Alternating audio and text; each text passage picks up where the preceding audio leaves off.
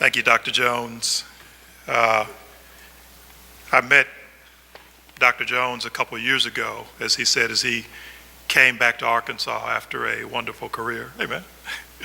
And I know a whole bunch of people in here, right? So I may say hi to folks as I go along. But, you know, Dr. Jones is the one rocket scientist that I know. So I'm always excited when he gets in the room. So just to be totally honest with you all, you know, we've been looking forward to this panel for a long time. Lots of us know Chad and the work that he's done, Chad Williamson, who's in here somewhere. And when he started working on this film with Sonia Lowman about Black Boys, we were excited about that. There's lots of folks that we know in the film, and certainly the topic is one that all of us in one way or another either concerned about or have been working on for many years in lots of different places. I see lots of folks in this room that have been doing this work year after year after year, at least going on nigh 30, which is where I'm headed to. Brother Wayne and Kareem and a couple other folks that were also around back then and still around. And so we were really looking forward to it, not the least of which because of the panelists that were coming from out of town, because of the chance to have this conversation with the Social Justice Institute. But I think today's events in Little Rock, which we can't talk about the state of black men and boys in Little Rock without talking about what's happened today. So we briefed our panelists on the fact that just a few minutes before we came out, the county prosecutor's office decided not to file charges against the Little Rock police officer that was involved in the Bradley Blackshear shooting. But we felt like it would be in some ways ingenuous to have a conversation about the state of black men and boys and not acknowledge what was happening right here, what had just happened today around a narrative and a tragedy that we've been dealing with as a community for 2 months. And so I just wanted to acknowledge that up front and suggest that it's those types of things that make these types of conversations necessary. And I will channel Brother Wayne only because I've heard him say it to me many, many, many times, is certainly we will have a conversation this evening that will be informed by folks that are doing this work in other places that come at it from different ways, that will have a conversation, but that in whatever sphere you work in, whether you're a teacher, a law enforcement professional, somebody that works directly with young people, a grandparent that's retired and lives here in Little Rock, that whatever sphere you work in, whatever sphere of influence you have, I'm going to give the charge now, right? We'll have the conversation, but you have to go and do something with the information. And that's whoever you are. You have to talk to your networks. You have to talk to your neighbors. You have to act on public policy and all the things that bring us here seemingly again and again and again. And one day, before it's all said and done, you know, I would love to have a conversation about how we solved the problems that we have. And we're going to have some of that today. So I just want to be transparent. We've talked about it as a group, and we let our friends from out of town know some substance of what was happening, but wanted to be transparent in that. So let's dive into the conversation. Everybody, I think, has one of these little cards. Black Boys has a wonderful picture on it. An image that I appreciate as a father of 3 sons and 1 daughter. But as a father of 3 sons, I really appreciate this image because it is the image, you know, despite the way that the world sometimes works, it's probably the image that most of us black folks see most of the time. We see young people that are happy, that are well adjusted, that despite their circumstances are working hard, and doing well. And then lots of us, we come up against systems that one way or another look to steal that joy. I want to start with Brother Jenkins.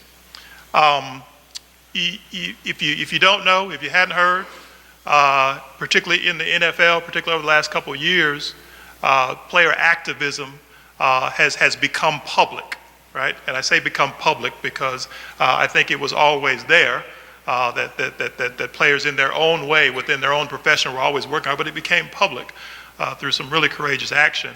And then Malcolm and some of his compadres, cohort, have taken that and organized it in a way that is looking at moving forward, and particularly in Philly and the surrounding areas, the criminal justice system there.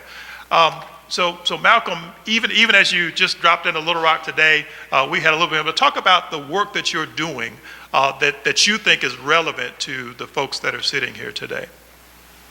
Yeah, so the majority of the work that we do, the organization that we started, myself and Anquan Bolden, we created an organization called the Players Coalition.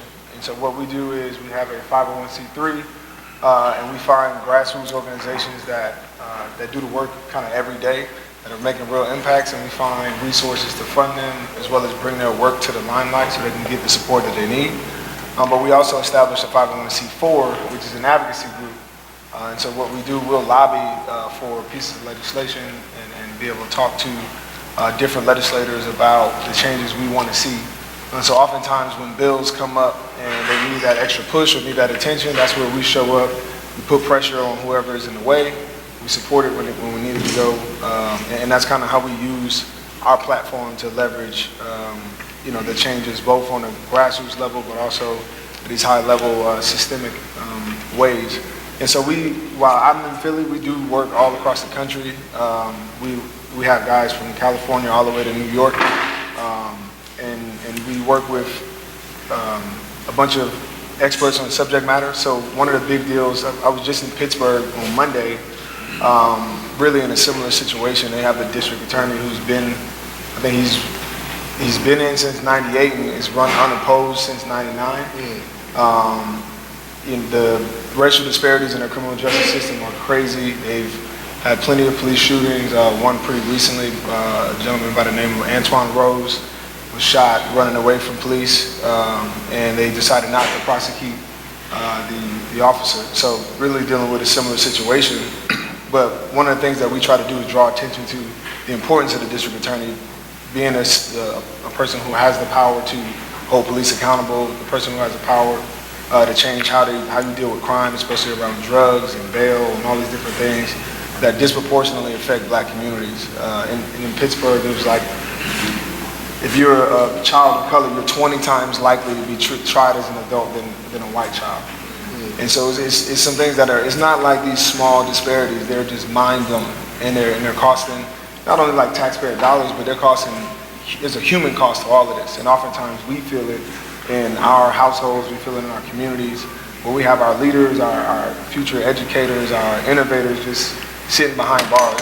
And so while oftentimes we look at, situations where somebody loses a life, and those are like the galvanizing moments, but we really need to start paying attention to what is happening on a daily basis and how we're losing lives through our schooling system, through the criminal justice system. So part of what we do is, like I said, we support grassroots organizations. We deal with these high-level policy, but also public education, bringing a lot of these issues to the forefront and having a collective impact. One of the things that we notice is in almost every city we go, there's no shortage of small charities that do work, whether it's in reentry or providing resources. But oftentimes they're doing work in silos and oftentimes competing for the same dollars and trying to get the same things accomplished. And so what we do is try to have a collective impact, and we're really building that model in Philly where we find who's doing what, we bring everybody together, come up with a plan together, and then we have a deeper impact than everybody doing, work in different silos. So that's kind of just a brief overview of what we're doing as players around the country. What we found is there's no short of need. So we're trying actively to get more and more guys involved because we see the impact, every day. So we're going to come back and pick up on this question about advocacy. You mentioned a little bit of data around the disproportionate involvement in the criminal justice system for young men of colors. Dr. Lindsey, so there's when we talk about data, relative, particularly to young men of color and to communities of color. There's the quantitative data. There's the 20 times, there's the 10 times, there's the 50 times more likely to be. And then there's this sort of qualitative piece that I think that we forget about all the time, that's connected to mental health in communities.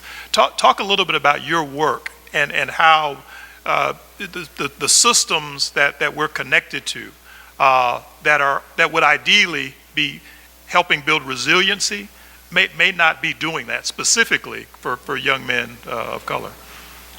So good evening, everyone. It's a pleasure to be here. I'm the executive director of the McSilver Institute for Poverty Policy and Research at NYU. And McSilver focuses on eradicating or addressing the root causes and consequences of poverty and doing something about it, not just studying poverty, but doing something about it through intervention, programming, and research. And so, in part, what we do is a lot of our work is focused on mental health disparities, particularly in communities of color. We target programs and interventions in schools where, as a system, you would imagine that kids go to school and should have a positive experience, but as we know, that is not always the case for black and brown kids, particularly for black boys. We see that their rates of suspensions and expulsions from schools are higher than other groups, in large part because of behavioral challenges that oftentimes we believe in our work, we found tends to be misinterpreted, right? And so what we find in that is that if kids are angry about a number of things, things that are happening in their communities. So for example, the case with the young man who lost his life to the police officer, that impacts kids and families. It impacts everyone in this room. And particularly if you are a person of color and you have been associated with a history where your black and brown bodies tend to not matter to law enforcement. That impacts us at a psychological level.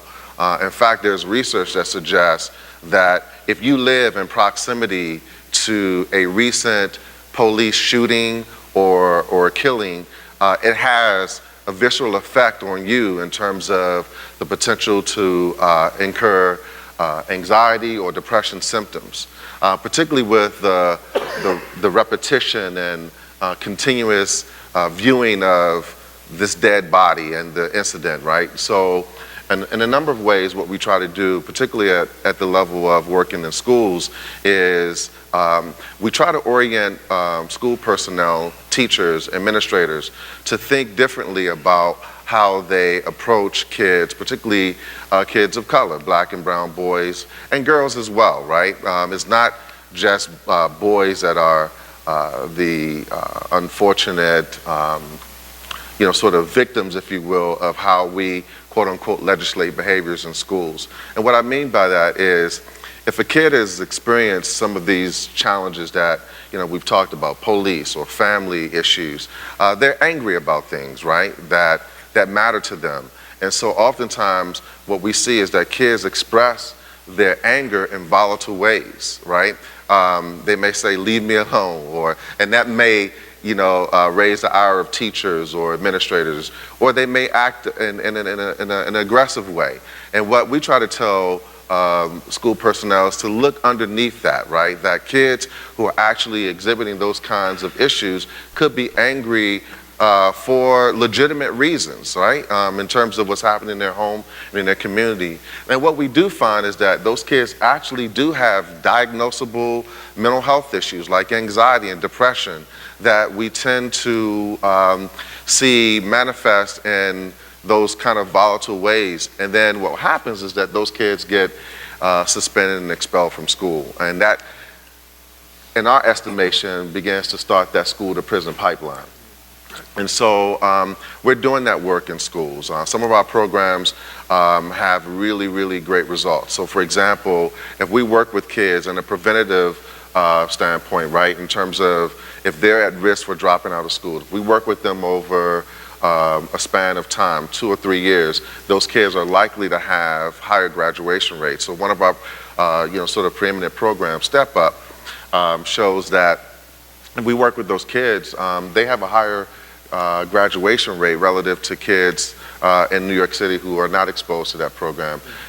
Sometimes double-digit higher in terms of graduation rates. Or when we work with kids who have depression in school, in terms of involving them in our intervention programs, they're likely to have better grades, better social performance in school, and overall positive outcomes. And so when you talk about the qualitative aspects of the work, what we try to do is change the narrative around what is viewed as problematic behaviors in schools and really try to help school personnel to understand those unique expressions and treat them differently instead of suspending, expelling kids from school. Absolutely. And again, we're going to come back to some of that stuff. So I want to pause for a second and suggest to folks, as we talk about the challenges that exist, that we are not suggesting, because our present company included, that being a black male is a pathological condition. That's right.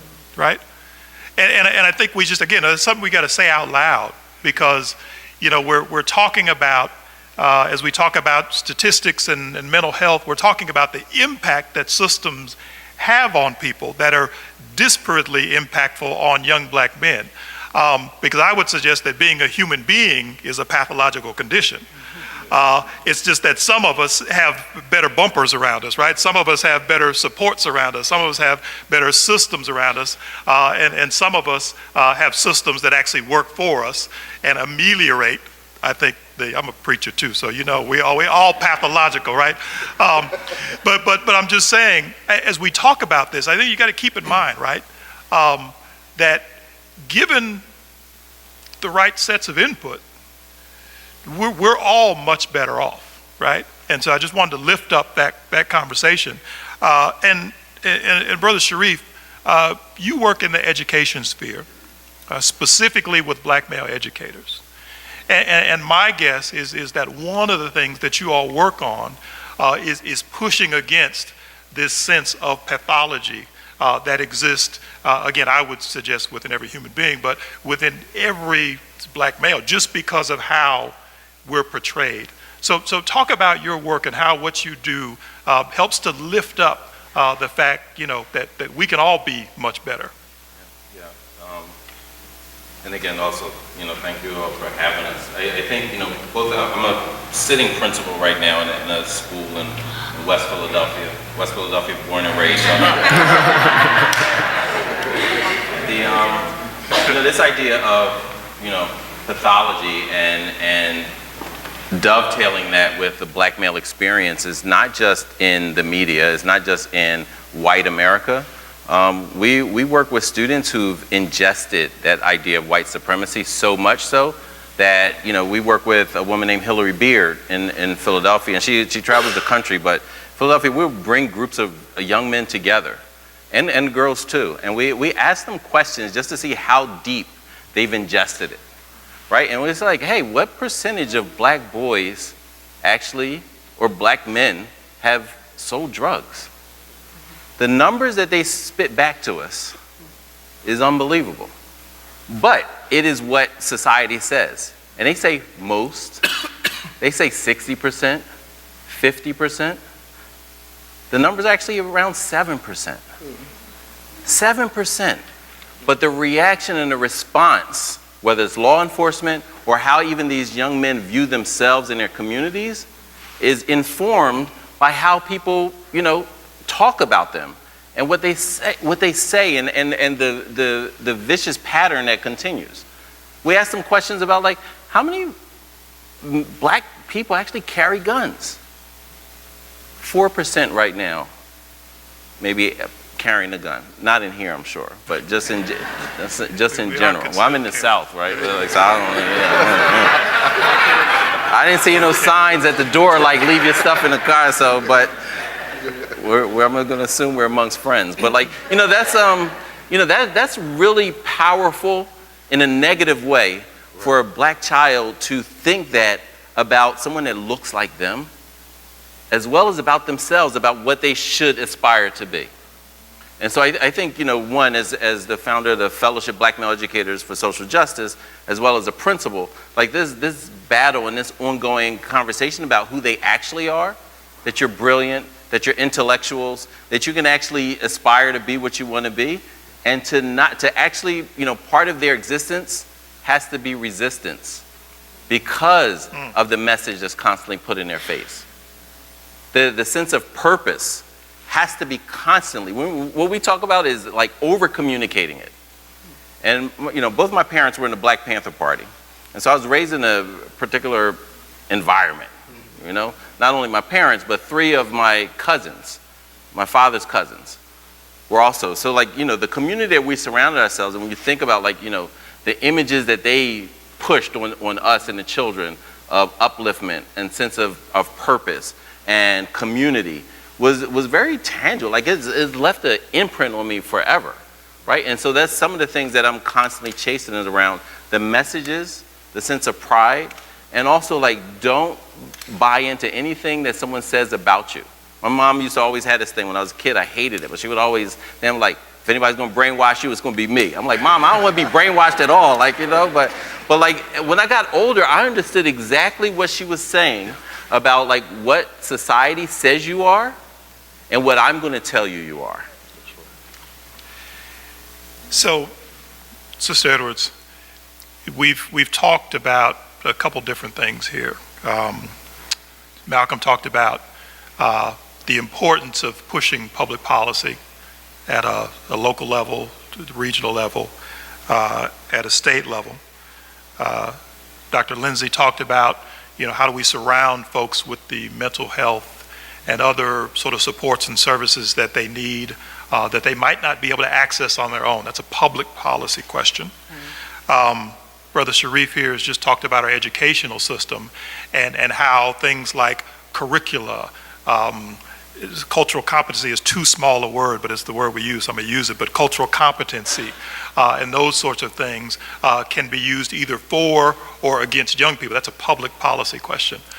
So at the Social Justice Institute, I know because we talk about it a lot, part of what you're trying to do is build a place where whomever can come and be equipped to eventually ask, answer, create, design these public policy solutions, right? So talk about your work and again, how that thread runs through what these 3 gentlemen have talked about. So my background is public policy. I've been almost 20 years in some type of role in government or lobbying or something of that nature. And we cannot talk about social justice without talking about the impact of public policy and how public policies create social injustice. And oftentimes we look to a particular program, and that's not to say that programs are bad, but they're temporary in a sense because they are as strong as the person leading that particular program. But when we really look at the public policies that create such division and injustice in our city, in our state, and in our country, we have to be informed members in order to change the narrative and to do something different. And so the work that we are embarking on as we rethink justice at the Social Justice Institute is to serve as a container for those kinds of conversations, to serve as neutral ground so that people from all sides can come there and have conversations about changing the narrative and moving things forward. And so that looks at not only the community at large, but also the Philander Smith College's community. So the perfect situation that we have is that we have about 600 students who live on campus who will become our future leaders and who are probably not as connected and close to changing public policy. Philander is in the heart of downtown Little Rock. We are just steps away from the state's capital. We're in the perfect position to ensure that people are close to and have certain kinds of conversations about public policy. And so what we plan to do and what we look forward to doing, and some of our partners are in the room, and you probably have seen recently that we continue to partner with different organizations like the City of Little Rock and the Racial and Cultural Diversity Commission. Decarcerate will have its annual conference on Philander Smith College's campus, and other organizations, so that we can continue to have the conversation and bring all kinds of people in the room. You mentioned ACEs, or trauma informed.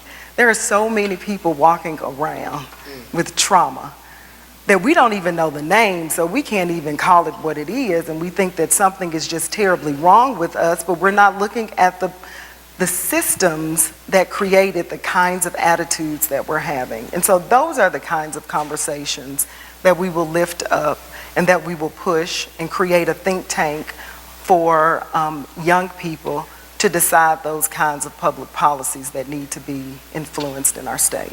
Great. Malcolm, pick up on the piece about younger people as our future leaders. I certainly include you as a younger person. You're about one of my oldest son's age. But people even younger than you, as you're going, even in Philly and in other places, talk about where you've seen the best connection between sort of the desires and the ideas and the energy of young men in particular, and the work that you're doing. So how do people open up that door? Well, I think that, I know for me, I look back at just kind of when I became like aware of like what's happening, like what's really happening with our country and the way systems are set up and how things are designed almost against me. Like when I came to recognize that was probably my mid-20s. I'm 31 now, so maybe 6 years ago. And so I started thinking about like if I knew this stuff early on, like how long would I have been kind of like in this fight, right? And so when we talk about trying to push for change, the longer you have people involved, and the sooner that they know how systems work, the sooner they know, who to put pressure on, who not to put pressure on, and how to actually, change systems and to organize, I think the more effective we become. Because I think right now we're in a scramble to educate like the public, and a lot of times even us in communities of color, we don't necessarily know what we're up against. We see what is shown on TV, and we get reactions because we relate to those things. We see ourselves in those things. We don't know how it works, and so oftentimes we look at a system, and it looks too big or it looks daunting. But in all reality, there are simple things that can be done, but it takes an education. And so I think young people play a huge role in what we're trying to do. Even now, as we're creating things in the NFL with guys that want to get active, like our biggest issue is how do we create a pipeline for the next generation of guys to not only come behind us but be educated, and not once they get here but before they get here, and be innovators. So I just got done working with a group at Ohio State. I went to school at Ohio State. There's a group of black athletes from multiple sports that created a student group around doing things around social justice. Right. And it's the first of its kind in the country. They did it completely on their own. And so that's a group that I've been like trying to support, because I recognize that they're doing this now on the collegiate level. When they get to where I have been for now 11 years, hopefully they'll take that way further than anybody we've seen so far. So I think it's a priority for us to educate our youth as early as we can. So one, they know how to deal with what they're experiencing, but they can also fight back. And Tamika, that sounds like, as you thought about the SJI and as Philander has worked on it, the place where you can incubate things like that. Absolutely, yes. So I will invite you to Philander Smith College Social Justice Institute to do a Bless the Mic or something like that on campus. Never miss an opportunity to push a plug. There you go. So absolutely, we will not be the one to own it all, because I think that's where a lot of the division comes. We have to be the place where people feel comfortable to work it out. and to incubate and to make sure that everyone's voice is heard so we can move forward. But one thing that I do want to point out is that my work in advocacy, my former work in advocacy, we usually dealt with adults who already were esteemed in life and busy and couldn't focus on anything else other than moving life forward. And so it's very difficult to get those individuals involved in civic engagement.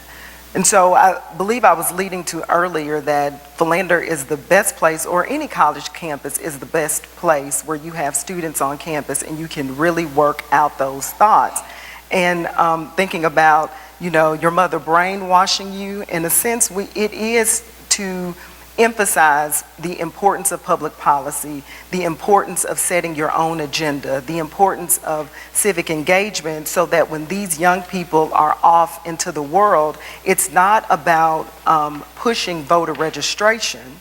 It is about making sure that you just go out to vote, or that we're not trying to push the importance of public policy and people shying away from that process, but that they already see themselves in the process and that they truly make up we the people. And so, yes, that will be the space, the container for the other justices. So social justice, the umbrella for education justice, health justice, environmental justice, racial justice, housing justice. It's not just, you know, oh, we're going to push this one thing, but what are the things that are creating barriers and obstacles for individuals? That's an injustice, and those are the justices that we need to focus on and incubate. Good. So, just coming to you, Sharif, at the Winthrop Rockefeller Foundation, if you come back, I'm doing a plug too, if you come back on the 24th at noon, we're going to announce our new strategic direction. Our Equity 2025 is a relentless pursuit of educational equity, economic equity, social, ethnic, and racial equity. And around that social, ethnic, and racial equity bucket, what we're talking about is building a movement for equity in Arkansas, right? Sharif, you talked a little bit about the pedagogy part of what you're doing as an educator, but talk about the organizing part of what you're doing specifically with black male educators, because my theory is that whether you're a teacher, a doctor, a lawyer, stay-at-home mom, dentist, whoever you are, we need more folks organized around these issues. But so talk about that specific part. Yeah, I mean, you know, part of our political education, you know, Fred Hampton and Bobby Seale talked about, we're not outnumbered, we're out-organized. And so that's an extremely important lesson to bring to bear in all of our work, and like that's the foundation to move things forward. And I think what you've heard from everyone is about this idea of organizing and linking things and making the change stronger as you know, as a form of resistance. You know, this fellowship, Black Male Educators for Social Justice. First of all, how many people in here have had a black male teacher in K-12, pre-K to 12? Again, we're in the South. This is very, very different, right? Ask who was the teacher.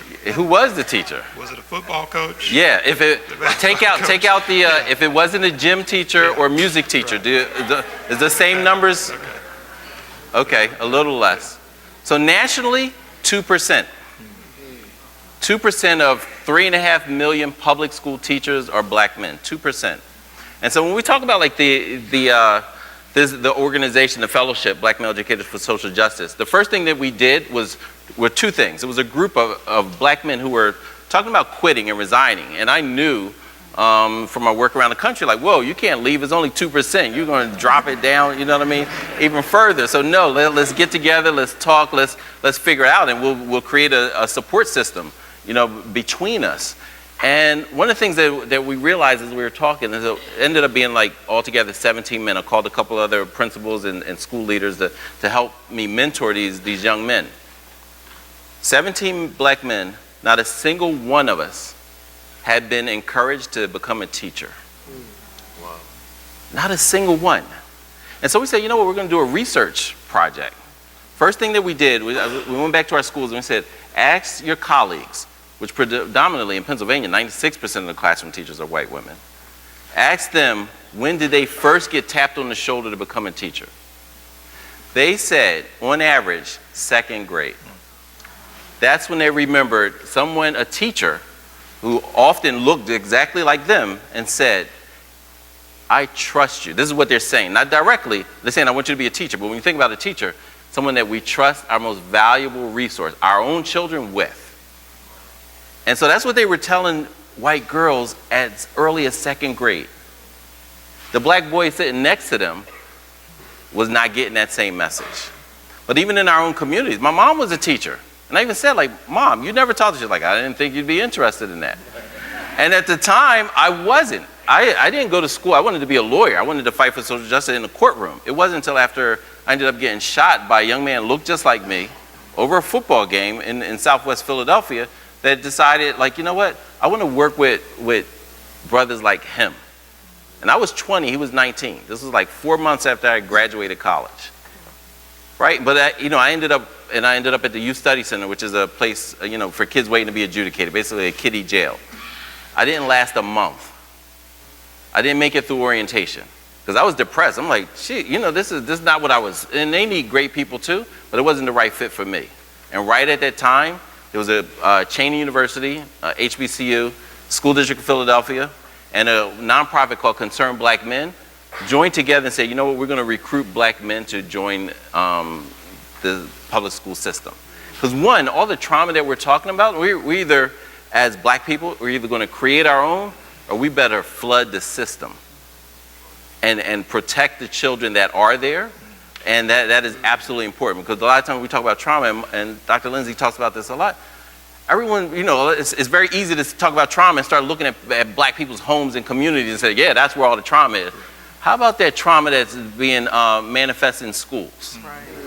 How about that trauma? How about the trauma of going through pre-K education, K to 12, pre-K to 12, and thinking the only genius that I see on the walls, that's placed in literature in front of me, that's standing in front of the classroom, the principal supervisor, the school board, none of them look like me.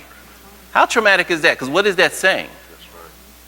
You don't belong here, you're not smart enough to do it, you're not committed enough to do it, whatever it is, I'm ingesting that day after day after day, year after year. That's traumatic. So I got one more question for Dr. Lindsey, then we're going to open it up for some questions and some dialogue. And this is about sort of mental health writ large, and you're the mental health expert on the panel, so you get it. So I opened up the conversation by talking about what is currently, the most racially fraught issue that we have right here in Little Rock, right? It's tied up and bound around race, right? As a panel, we've talked, black people this, white people that, black people this, white people that, black people this, white people that. And nobody has said anything that's untrue, right? When we're talking about statistics, when we're talking about trauma, we're talking about how kids get educated, all of it is true. But this question about race and racism, interpersonal racism, structural racism, all of these things are confounding to all of our minds. I think black folks, white folks alike. Like, I think probably when I opened up talking about the brother that got killed, that probably raised the blood pressure level for everybody in here, if we had a thing for everybody, because it's a fraught conversation. So help us think about, from a mental health perspective, what are the things that you can do in a community? Because again, the challenge is there's lots of stuff that black folks can do, could do, etc. And we don't get to a good solution without white folks and Latinx folks and other folks all figuring out, one, this is all in all of our best interests, but it's a mind thing. Yeah. I want to talk about 3 places that I think are really critical as agents for change. One is at home, right? And I often talk to parents who struggle with how to check in with their kids about what's happening in their lives. And, one of the things I share with parents is that on a daily basis, there should be some kind of check-in with their kids about how their day went in school, how they're feeling. Not how they're doing, but how they're feeling. With news events and traumatic experiences that we see on TV, in the news on a daily basis, check in and have those courageous conversations with their kids about what's happening, right? So that you get your kids adjusted to expressing themselves. Opening up opportunities for them to share, perhaps mistreatment that they've experienced in school, or challenges they may have with their peers. But opening up that conversation and providing that opportunity for kids to express what's happening in their lives is really, really critical. The next place is schools. And one of the things that I think should automatically happen, and this is perhaps radical, is that we should do away with suspensions and expulsions.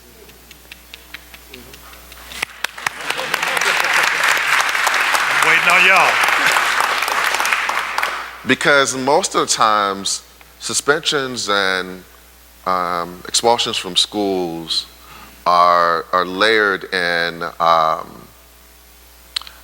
implicit bias. We expect, as Sharif said, we expect black boys and girls and other kids of color to be the most problematic, the most behavioral challenged. And that leads to our set of expectations that we have for them. And what's really, really deep, and Sharif has gotten me thinking, is that, we often think these kind of things about ourselves because the system has perpetuated these thoughts in our psyche so much that we look at ourselves and have these unfortunate expectations of negativity, of shortcoming. And so I think doing away with suspensions and expulsions and finding alternatives to how we address, what we perceive to be problematic behaviors in schools is really important. Think about the schools that are, when you walk through the doors, they're metal detectors.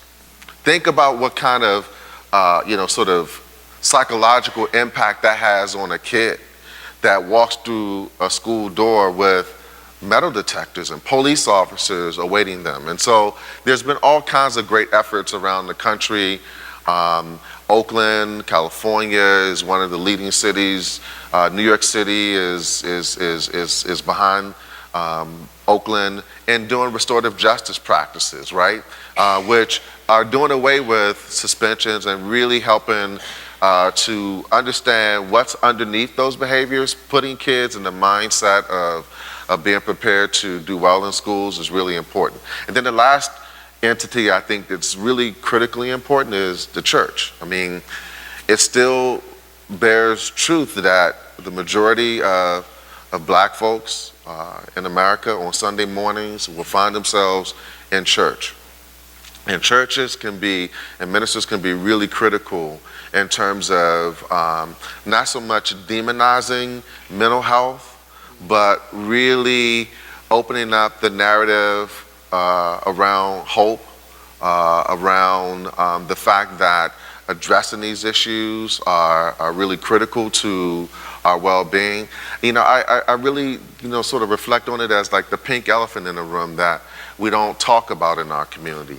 I remember, quite vividly in my community growing up, we learned of family members or friends who were sent down south, right? And we was like, what is that about? And you found out later that this person was struggling with a nervous breakdown, which is a euphemism. There's no such thing as a nervous breakdown, right? Y'all know that, right? I did. There's no such thing as a nervous breakdown. We use that as a euphemism to address like depression or trauma or anxiety that somebody is going through. And so I think the church can be really critical, and ministers can be really critical in terms of changing that narrative and helping us to have that conversation that leads to health and healing. So we're going to open up for questions. Before we do that, let's give our panelists a round of applause.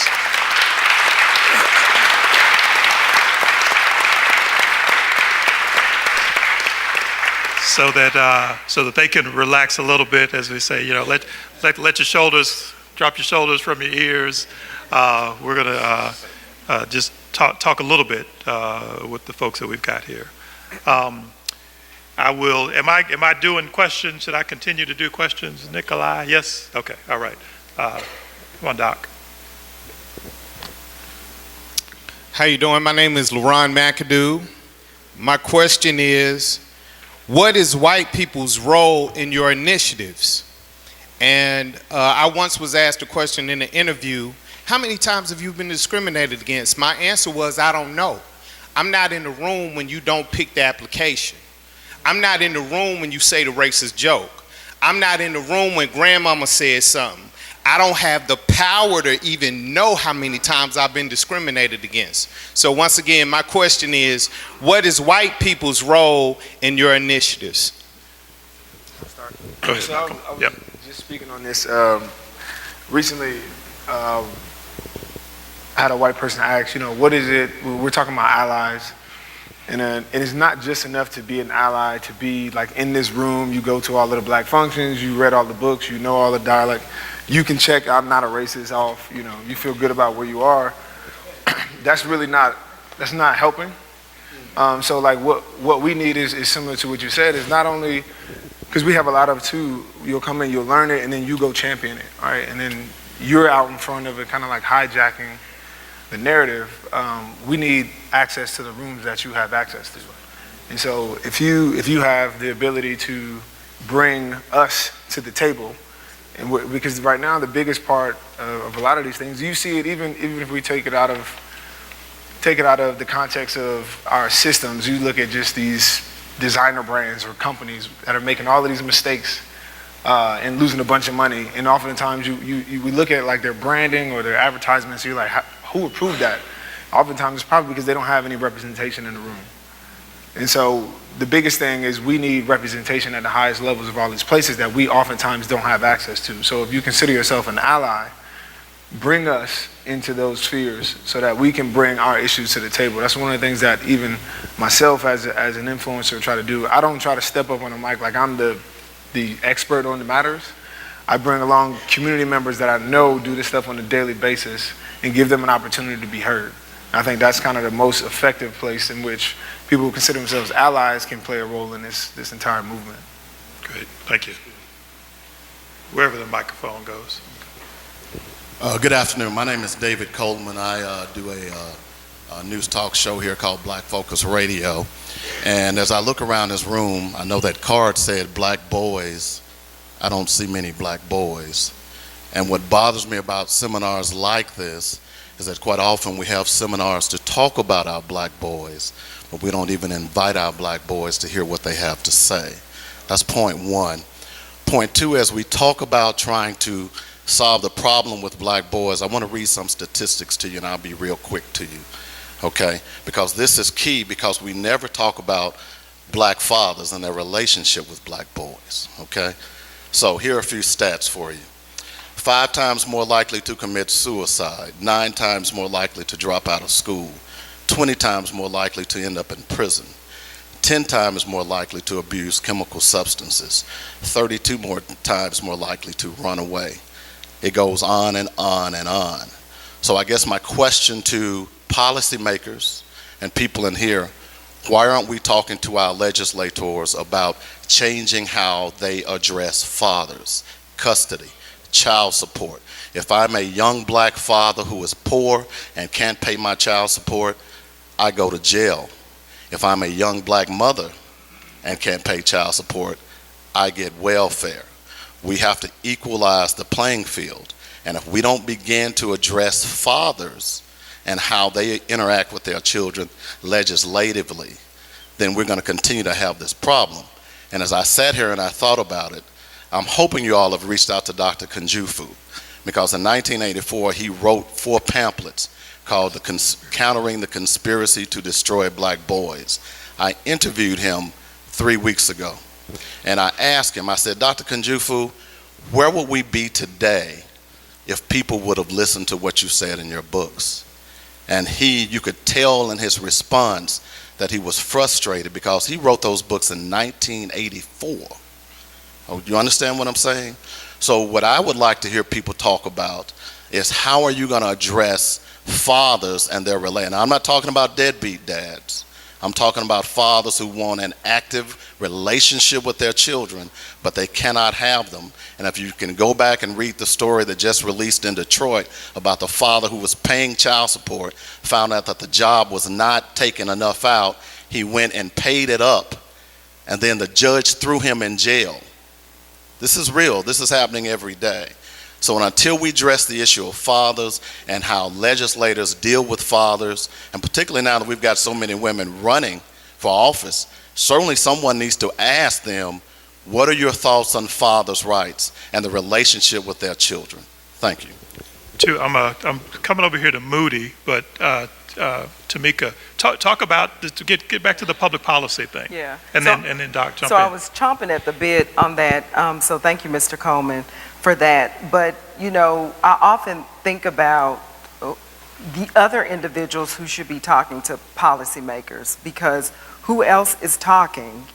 Just even in the case, are you talking to legislators about changing? We have several people who are running for judicial positions here, and they too have a role of discretion when it comes to individuals coming before them. And so, it's not just one person who should be talking to an elected official.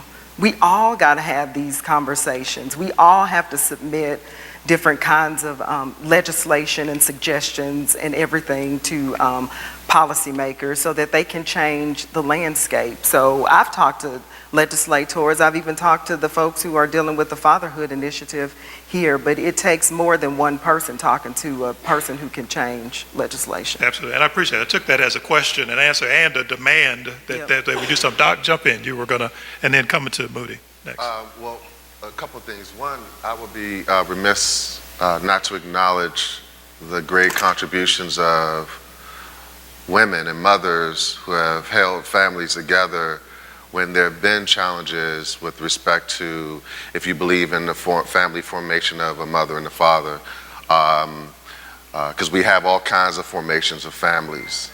And so and in that spirit of acknowledging the great contributions of mothers and women who've held families together, I acknowledge my mom, who was a single mother raising 5 boys by herself. The other thing is that I think that we have to talk about the criminalization of poverty. So the response to the brother's comments is that it's really complicated. When you talk about the criminalization of poverty and the involvement of black bodies, but mostly black men and women in the criminal justice system for petty fines and that sort of thing, it complicates family formations.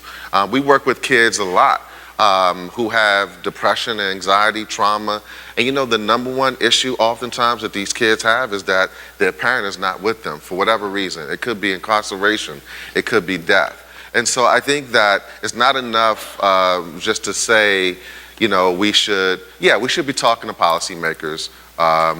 And in our work, we do that. So for example, back to one of your points about suicide, we're working at McSilver at NYU with legislators on the federal and state level to create a task force to look at the issues of suicidality, particularly among black adolescents and black children. So for example, with black children between the ages of 5 and 12, black boys have 2 times the rate of suicide than other groups, and those rates for other kids are going down.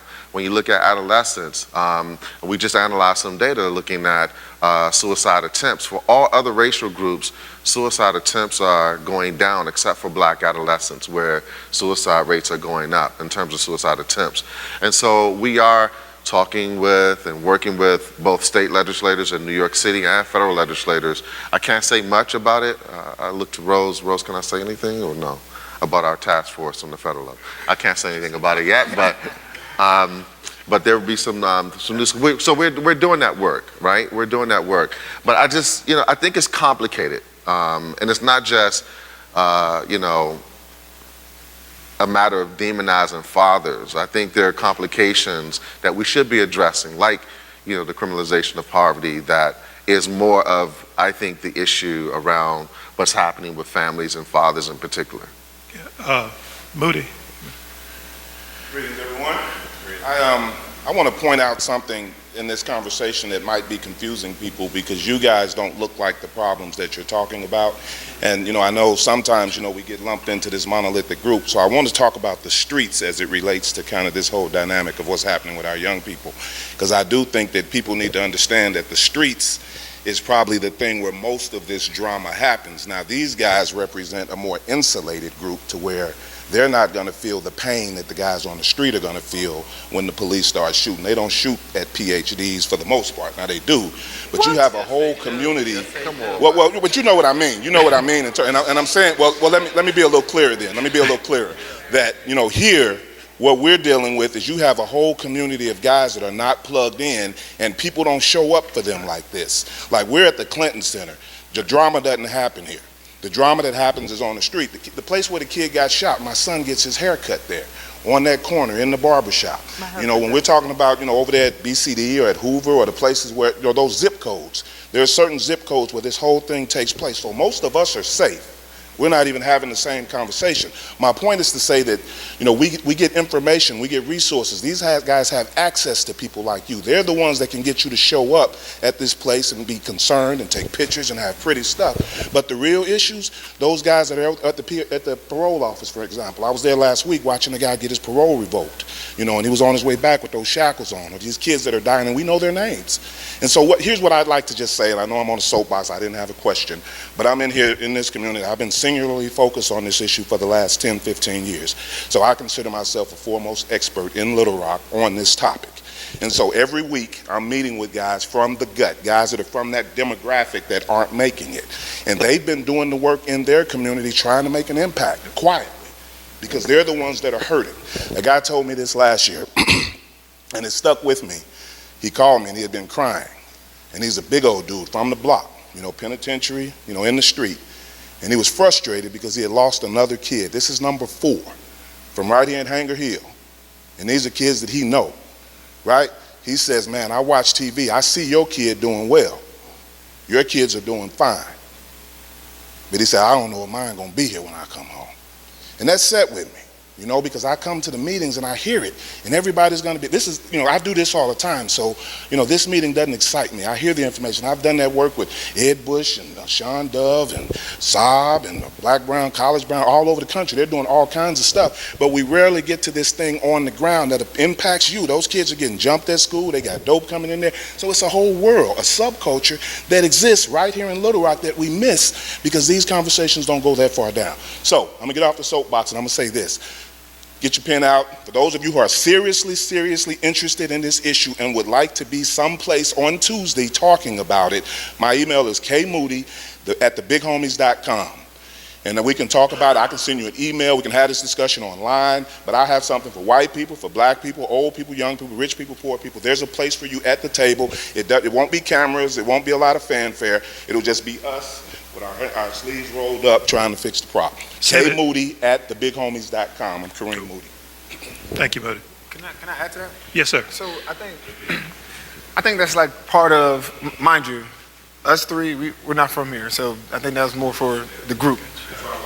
Yeah, but I think you kind of made a decent point. While none of us can wash off our blackness, so I disagree with you with, we talk about feeling the pain, because I know I feel that every day. I can't, unfortunately, get rid of this, nor would I want to. But I think there's that dynamic where And I was talking about this earlier, working in silos, right? Where we see, even in our own communities, where we somehow see a difference between what we're doing and what's happening on the streets. Wow.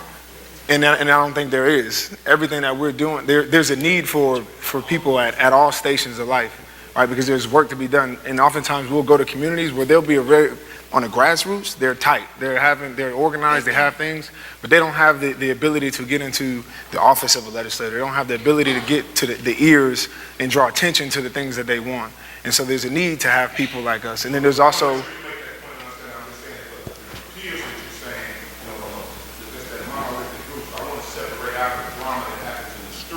and that impact versus, just the educators and the academy that have a different message. And since you have mixed company, most people don't know what I mean when I say the streets. Yeah. And we know that that's where the bulk of that happens. So they're high-risk communities. I was just trying to make a distinction. yeah. So I definitely as we make those distinctions, I just want to make sure that we all look at it as a collective, and every part of this is needed. And so oftentimes we divide that up like one is not the other, and it's all connected. So I'm gonna try for 4 more questions.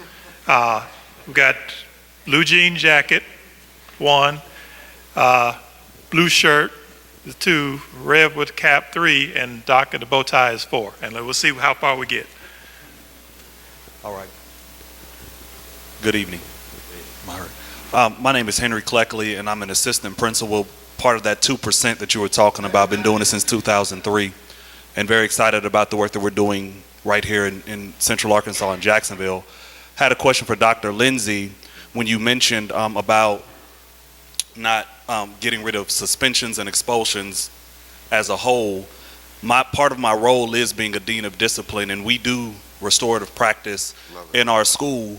So my question is, how do we balance restorative practice with, because it's perceived as like a slap on the wrist, or with maybe taking punitive actions as a last result, as opposed to being an initial result? And how do we get the education out there to the community that those schools who are doing restorative practice, we're not just accepting and allowing all kinds of stuff to happen in the hallways of our schools, but we are trying to take an alternate approach to address the root issues? So how do we balance that, and how do we get that education out to the public? Yeah. I mean, I think, let me start with the last question. The education that should go out to the public should be your results, right? So I imagine that by doing the work that you're doing, you're demonstrating success. And to me, success should speak louder than anything else, right? So to the extent that you can show your success, I think that speaks volumes. And to the first point, I think what I'm trying to suggest is that we got to dig deeper in terms of what's happening with these kids.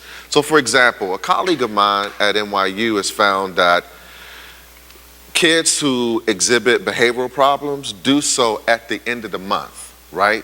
What she did was looked at this data and found that at the end of the month is when kids were exhibiting the most behavioral problems. She found an association with why that was happening, and it was because these kids and these families were running out of food stamps. So these kids were hungry, right? And so I think digging deeper and finding out what's happening with these kids is what restorative justice practices allow you to be able to do. And if you're just suspending and expelling kids from the break, you don't get a chance to fully appreciate the complexity of what's happening in these kids' lives. Yeah, I would just add a piece, because it's real as far as like what you're saying in the community. I have a 5-year-old daughter, and she came home a couple weeks ago and said, "Daddy, this boy kissed me." And I'm like, yo, suspend that little 5-year-old, like he kissed my daughter, you know what I mean? And so like, even as a person who firmly like believes like, you don't do that to, children, and at the same time, the reaction, and so I think part of the education of the community, like we have to like recognize like what does respondent and what does reaction mean? Yeah. How do I empower her to, create and be clear about the boundaries? How do I partner with the other family? Right, but my initial reaction, like, what's the matter with you? Like this, I was like, oh yeah, like, all right, let me take a couple breaths, right? Like, but that's really important, that the conversations can't just be, again, talking about silos, it can't just be in the school, you as an administrator and with the family that's happening. Like, it has to be like a larger community. And the other piece I would say that we really try to do at Shoemaker is involve the student leaders as well. And so we have student leaders who sit on the panel, and we're lucky because we have a 7th through 12th grade building, right? And so we have older high school students who can serve as like, hey, 7th grader, we don't do that here. Let me give you some replacement behavior for what you're doing, whether it's the attention and the other things. And the last piece I would say, you brought up a really important point, like the previous governor cut $1 billion in education across the state. Many of my colleagues ended up cutting social workers and counselors because often that's the first thing that goes, right? And so it ended up being, like just a principal with no support and no like kind of what I call the good angel in their ear, like, hey, there's another way. And they're just like responding, right? And like, oh, you get a suspension, it's like Oprah, pink slip, just throwing, you know what I mean? Everybody get out, right? And so this idea of, in my school alone, we lost $1 million. But I didn't think about cutting my social worker because to me it's like not having that was akin to saying like you're not having reading this year, right? Like as ridiculous as that would, it would be the same thing. Like I couldn't even imagine it. So we figured out other ways. Our classroom sizes got larger, right? We had less, activities, but we weren't cutting our social workers. So I think, it can't just be a singular person. Like in your role, it has to be like a community effort because a lot of students are dealing with a lot of things. And so the education is not only for the victim, but it's also for the community. Like how do we support this child that may be struggling with how to react or respond in situations? Thank you. We're going to try to do 3 more, and a concise question or statement. We can talk to each other, but just make it concise. Good evening, you all. My name is Frederick McKendra. I just wanted to ask about the disparity in recreational opportunities for black boys. Asking a black boy how he feels is a radical thing. Alana Samuels in The Atlantic just wrote a recent article around the Super Bowl about black boys, especially in the South, feeling like they had to be an athlete or they had to, their black masculinity making that a necessary part of who they are. So I just wondered whether or not you guys had seen any great efforts toward opening up opportunities for black masculinity to exist outside of just the identities of athlete or laborer, and whether or not you felt that there was a need to encourage those efforts. Yeah, I mean, I think, one, I love sports, and so, I think, one, putting students center, right? And allowing them to, do whatever it is that they want. But I also think the exposure is really important because sometimes the only thing that we, give to students is like, hey, here's a field, here's this, right? I want our students to, one, be exposed to traditional as well as non-traditional sports, right? I have kids that cycle, I have kids that play lacrosse, I have kids that wrestle, I have kids that do martial arts, right? And so like that's one group. But then also like, we have poetry slams, right? Our kids are artists and they are writing poems and they are leaders. And this year we have the Center for Black Educator Development. We're launching more freedom schools, right? And we got black boys lining up saying, I want to be a teacher. Because to the conversation earlier about the father, the one stat that I would also, I hear all of that. There's also research that's saying that black men are the most hands-on fathers in the country, right? And so like with that, there's another piece that's really important, and black boys and girls are benefiting from that. The fact that, I have so many black men teaching, like leading classrooms in my school, means that the black boy sees themselves as like, I'm a teacher. And we talked to them, they're like, one of them came up to me and was like, if I actually taught for 10 years, that's probably 1,000 kids I've touched, right? And these are kids from the streets, right? So it's the same thing. So our Freedom School model, it's a college student who's leading the classroom, and he has 2 high school students as classroom assistants. And they're teaching kids who are rising 1st through 3rd graders. Like that's one of our interventions, and it's open to black boys and girls. We're targeting black boys. I don't even, and it is unbelievable. Like 2 sites we're expanding to, and we're full. So that means they're signing up to do this. So that means they're very interested, and all of them, I think most of them are I would consider athletes, good athletes. but they also see themselves as multidimensional, which I think is the most important. Not like, hey, don't do this, but look at yourself as multidimensional. You have multiple talents, right? And so I think that's what you look at. One of the reasons why I admire this brother is, yes, he's a phenomenal athlete, but he's also multi-talented, right? He's a nonprofit. He's a philanthropist. He's opened a clothing line. Like he's doing stuff where he sees, and he's telling folks, like, I don't see myself. You may see me as one thing, but I'm not. I'm multidimensional, and that's the respect I think that we have to give these young brothers as well as older brothers, and the opportunity to display that show. Dr. Lindsey, jump on that, and then Rev, Bowtie, young man, and then I want to give an opportunity. I'm going to toss this out there now. It's a couple minutes, but before we end here, if there's a young person or young persons that either have a question or a comment, or if there's just something that you would say to us, I want to open that opportunity up. I want to give you a few minutes to think about it. When I say young person, thinking like under 21-ish, in that realm. There's a lot of people younger than me. But I want to put that out there because we're going to come, because I want to give the last word, at least for this conversation, to a young person or two that want to say that. So, Rev, Bowtie, bro, and then young person. Thank you. There's a saying that was said that we have bigger houses and weaker homes. Mm-hmm. We have young people. I'm kind of old school, and I used to hate as I watched the young people on the weekends. They're going to the movies, and I know what I expected on Monday was what they saw. We're not filtering out, and it hasn't been filtered out for a long time, what the media has to do, the other people that are teaching our children. We need more presence in the schools. Just walk. You have a right as a parent to come into that school any day you want. I remember I'm out there clowning in my classroom, and I looked out the glass, and there was my mother looking at me.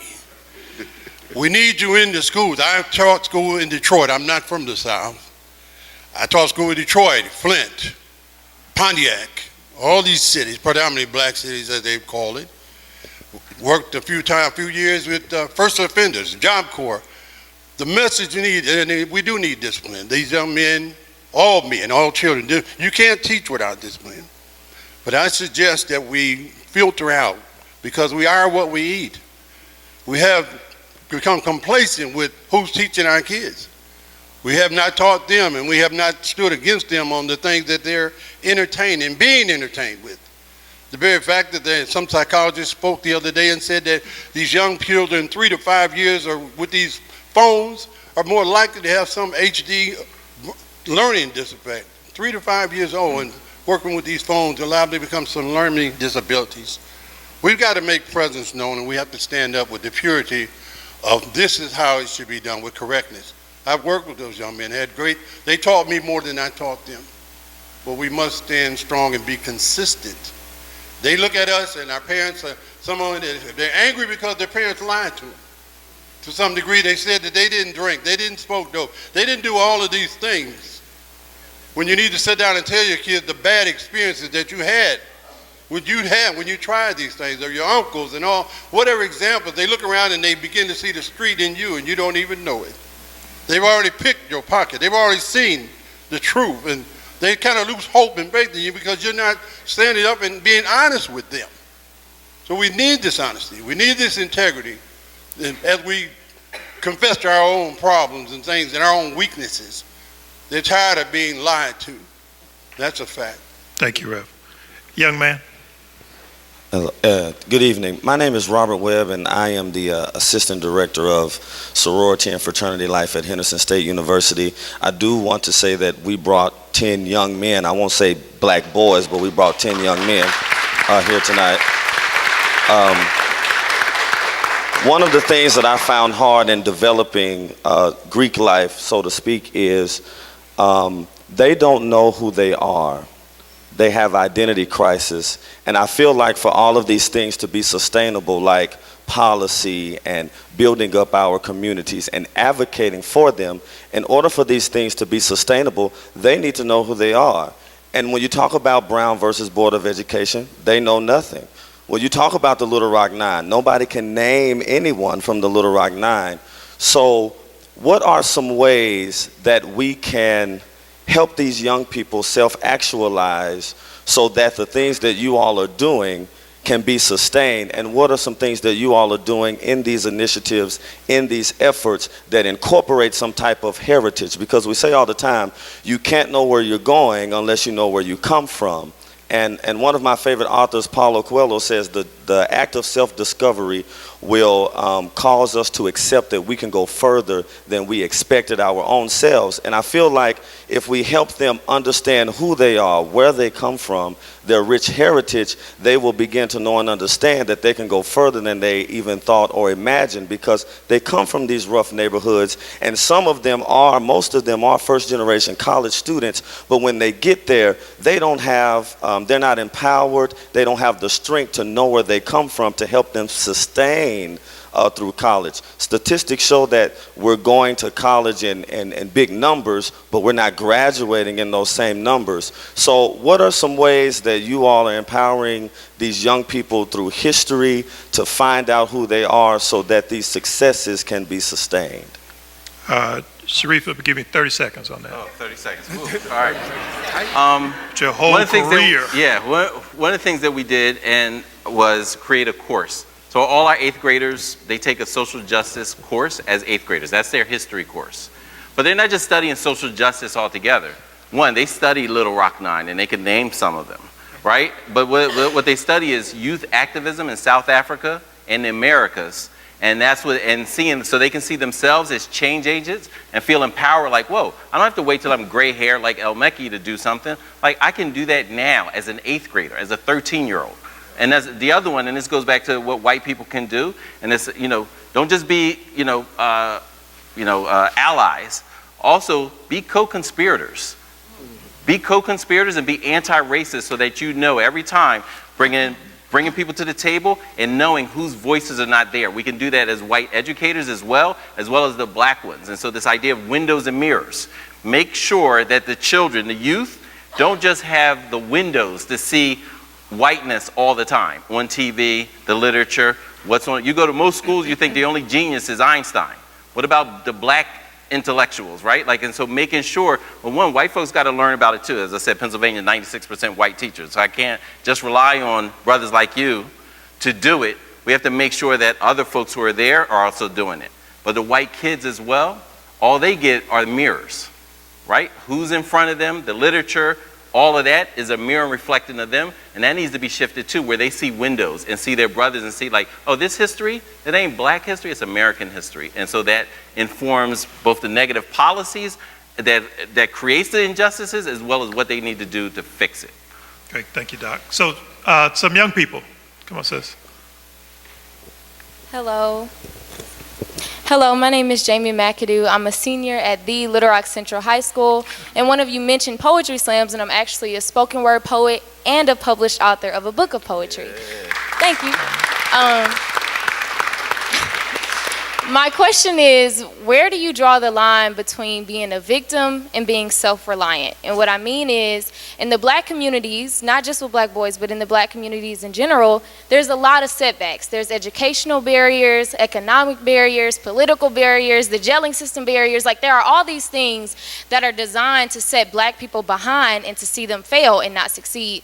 So where do you, if you're at the crossroads between acknowledging all of these barriers that are in your way, planning for you not to succeed, but also you want to be self-reliant and still push through. So how do you draw that line between those two things, if that makes any sense? Love that question. I would say, for me, I would always focus on control what you can control, all right? And then educate yourself on what's out there that you can't control. Sometimes you still might run into those systems because they're out there and they're real. And they're not necessarily excuses, but at all times, take responsibility for the things that you can control with your own self, your own actions, the way, I'm not one to just always complain, and point out the differences, okay, I know this system's here, I can talk about it, if I don't walk down it, then it serves me nothing, I might as well have not seen it at all. And so, I've got family members, and I know a lot of people that have got caught up in the system, and sometimes it's because of their own way, and then sometimes it's they got caught up. I just think it's always paying attention to your own actions, controlling what you can control, but also educating yourself on these things that are out there so that as you navigate this minefield of all of these traps set out for you, you can be intentional about the way that you move. And that's really all we can do at this point. And as you get more and more people conscious about it, and we're all moving in intentional ways, then all of a sudden those traps just aren't, they aren't as numerous. Thank you. Young man in the middle of the grad, I think he had a comment. So I'm trying to get the young people in because they won't let me host no more if we don't get this done. Dr. Lindsey, my name is Miles Collins. I'm a Pulaski Academy student, 11th grade. I participate in a club called Amnesty. I'm sure you've heard of it. But we focus on a lot of a multitude of different topics, especially recently we had our Amnesty conference where we focused on a panel of race. And I spoke about how over a course of went on a school trip up the Northeast where I experienced from one of my roommates actually a multitude of racial slurs I received from him. However, I was capable of going to the administration and having him punished significantly. But I know I have a lot of friends that are also very discouraged to go speak up because of the stigma behind snitches get stitches or don't be a tattletale. So how can you or how have you researched changing that sort of persona of don't be a tattletale and don't speak of racial discrimination because you might be discriminated in the end?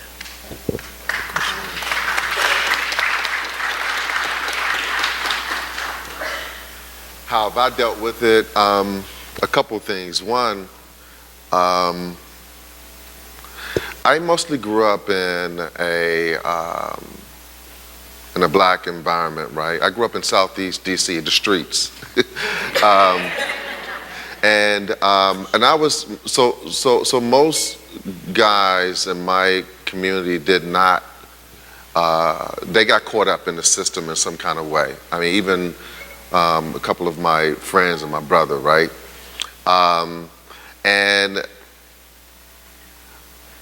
that conversation that I was talking about earlier, that's important. My mom would always tell me that I was the best, right? She said, don't ever, every day she used to tell me, don't ever think that because of our situation, because I'm struggling to, make ends meet for the family, that this means that you can't go to school and be your absolute best.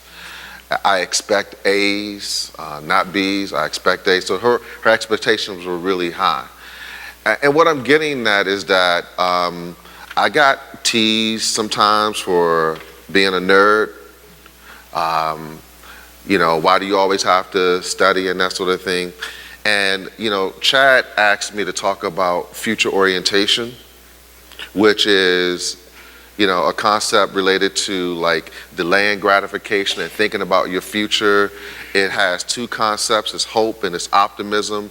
Hope is related to your personal agency, that you believe in yourself, you believe in your direction and your future, and you're just dogged about that. You're not going to let anything come in between that, and you're optimistic in the sense that you do see a positive future for yourself. I think relying on that and staying focused, you got to do what you have to do. Sometimes you may be called a nerd, or if you have to look out for yourself in terms of letting the,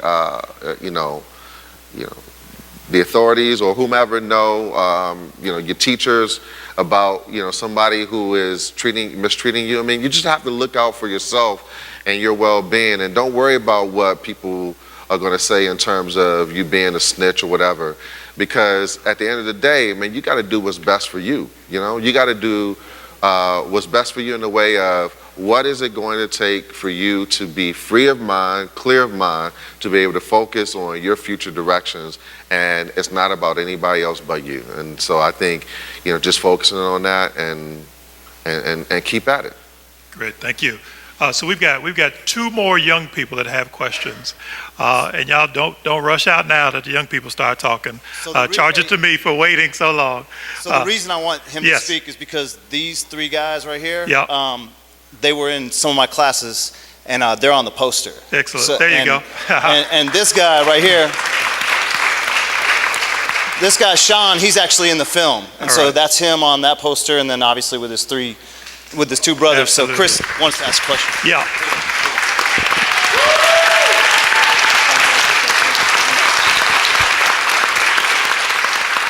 Hey, before you ask your question, where do I get a hoodie? Just Jazz. listen up. Malcolm. Yes, sir. Yeah. You know, he got it. You know, There he you got go. it all. Okay. Yes, sir. Go for it. Well, good afternoon. My name is Chris Williams. And let me just take y'all back. Greenwood, Tulsa, Oklahoma. Y'all heard of that before? Yeah. Y'all have? Okay. That's surprising because I just realized this probably about like 2 months ago. That's sad, man. This is I'm making sure I'm correct. That's why I got my phone on me. Tulsa race riot in 1921. This says the riot was one of the most devastating massacres in the history of the U.S. I didn't know anything about this. In the U.S., this is crazy to me, man, because I'm knowing more about what's overseas more than anything than what happened to us. You know, it's just something that kind of makes me frustrated, you know, on how and what I'm learning, you know, throughout school. So it's you know, throughout, you know, Black History Month and everything. I just want to ask you this question here: how come, knowing this information is out there, and how come it's not within our schools and, you know, teaching us, you know, about things like this, even though it is, you know, bad and, you know, not a positive thing, but we still need to know these certain things within the years we go to school and all that, you know, just to understand what really had happened and what we can accomplish, because we had a Black Wall Street, not the Wolf of Wall Street, none of that. We had a Black Wall Street in Tulsa, and they burnt it down. The whole thing. I'm sorry, but it's just, you know, it's just mesmerizing. So I'm sorry, but that's my question. Just so how come, you know, that's just not talked about. Beyond schools, I had the same awakening that you did. I remember when I first learned about Black Wall Street in Tulsa, Oklahoma, I hit up my aunt. Well, because I was talking to my aunt about something. I'm like, you know, why is it so hard for Black people to just have like their own community? We do our own stuff. And she's like, it's been done before. I said, where? It's just like, Tulsa. So I did some research and I came back like, why have I never heard of this? I was probably 25 at the time. This is when I'm like, how have y'all have raised me my entire life and y'all never told me about this place? Or like, and as you research it, the efficiency on, like, that's one of my passion stories is Tulsa, Oklahoma, and what that means. But what I think it comes down to is us owning our own narrative, right? And being the ones that tell our own stories. Our history is one that's an oral history, right? And it's in our art, it's in our music, it's in our dance. And so it's ironic you guys have on the Listen Up media hoodies. That's my media company. I just started this production company. And that's one of the reasons I started it, is to be able to tell our own stories and not wait for the school systems and TV and these networks who when you go into the higher ups of the organization, we're not represented. And so we can't wait for them to tell us our own stories and our own narratives. It's up to us to own that and push them and push the button on it, which is what I think is starting to happen. If you look at entertainment and what's going on, there's a lot of Black artists, Black musicians, Black actors, actresses, producers that are starting to create their own narrative and really show us a different side of like us. So we all riddled with the images of the negativity, the drugs, all of the things that we can talk about, how we need to rebuild our community. But now all of a sudden we're getting flooded with these positive images of like our excellence, our heritage, our history. And so I think that's not only up to people who are, you know, behind the camera or who have those type of powers, but it's up to us. How are we teaching our own history to how are we learning it for ourselves? because a lot of us are grown adults and don't know our own history. And it's not necessarily a knock to you, it's a knock to whoever didn't teach you. And so once you learn, how are we then making sure and being intentional of spreading that down to this next generation so that they know that there are examples? Because I know for me, like, it's hard for me to do something that I don't have a vision for. And I don't have to necessarily see it, you know, active live, but if I can see it in my mind, if I knew it existed before and it could be accomplished, then all of a sudden I'm good. I'll take off on my own. But if I can't even visualize it, nobody can plant that seed, then I'll look at something like Tulsa, Oklahoma, and believe that it's something that never could be attained. Great. Thank you. Young man, you get the last question. For real, for real. You just got into I know. You got to jump in. I know, right?